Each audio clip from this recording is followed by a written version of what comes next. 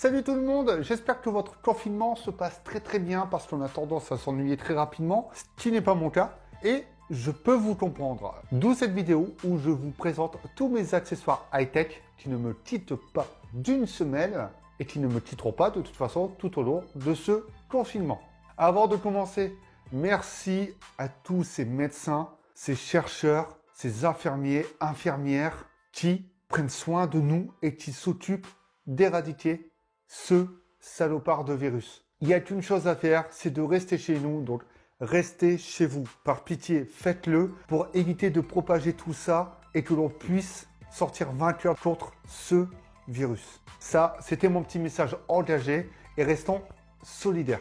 Je vous avais demandé si ça vous intéressait que je vous présente donc tous ces objets que j'utilise au quotidien. Vous avez été pas mal à me dire que oui. À savoir que ça ne change pas trop de la vidéo setup que j'avais déjà présentée et surtout que la plupart des produits que je possède encore ont été testés sur la chaîne. Donc n'hésitez pas à aller les voir tout de suite après cette vidéo. Regardez-la quand même juste à la fin. Ça sert à rien de partir tout de suite.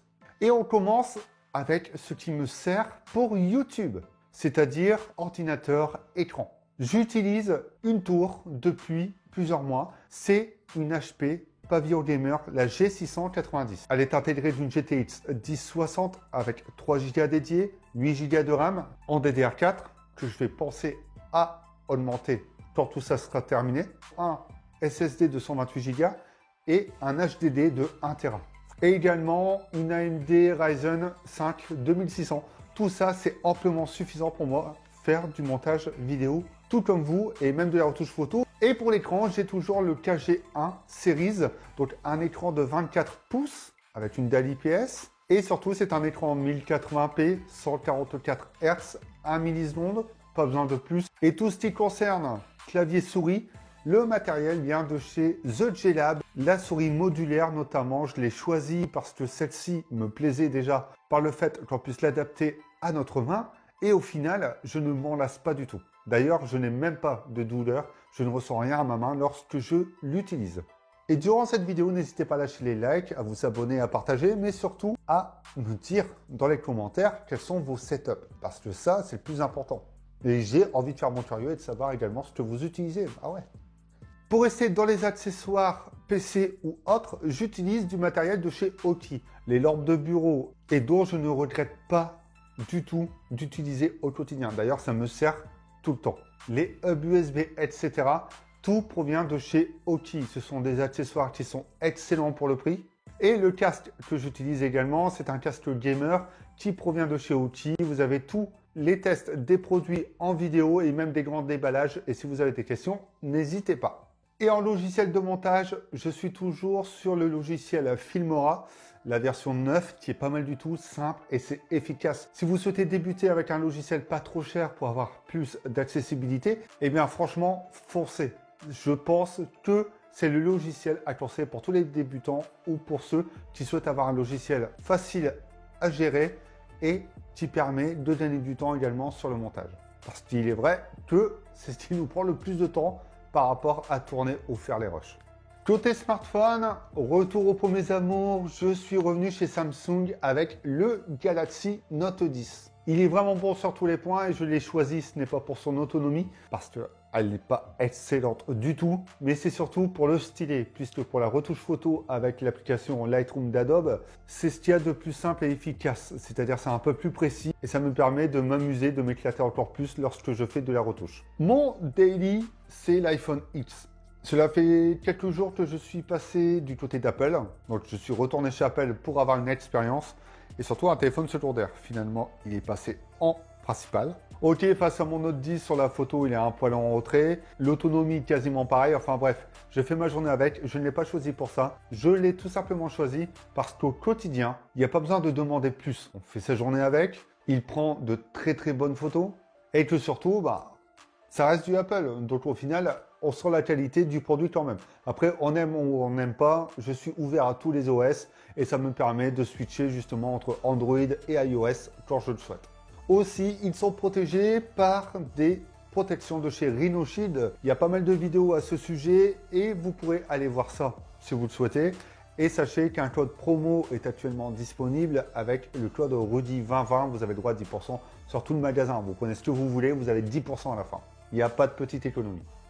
On va enchaîner avec la partie audio et j'utilise deux paires d'écouteurs sans fil, donc du True Wireless. Il s'agit tout simplement des OT T-Series T10 qui pour moi sont un excellent rapport qualité-prix, il n'y a pas mieux. Au niveau design, ils se démarquent quand même un petit peu, surtout pour la boîte. Et je ne regrette pas du tout les utiliser. Et la deuxième paire, ils ont été testés il n'y a pas très longtemps sur la chaîne, ce sont les Creative Outlier Gold. Le son est vraiment excellent. Les deux paires sont à moins de 100 €. Et à savoir que sur les Creative, il y a un son holographique, donc un son qui s'adapte au visage et ça c'est vraiment pas mal. Je trouve simplement que ça manque un peu de basse, mais pour le prix, pour moi, je pense que vous aurez du mal à trouver bien mieux. Autre chose, les bracelets et montres connectées. Je ne m'en lasse plus, je n'étais pas trop pour. Aujourd'hui, c'est devenu un accessoire essentiel avec mes petits bracelets. Oui, je suis fan de bracelets, je l'admets. Et j'utilise toujours le Xiaomi Mi Band 4, mais actuellement, je ne me lasse pas de la Huawei Watch GT2 et je l'ai en édition sport, en 42 mm. Elle est légère, l'autonomie, c'est 5 à 7 jours, donc c'est pas mal du tout.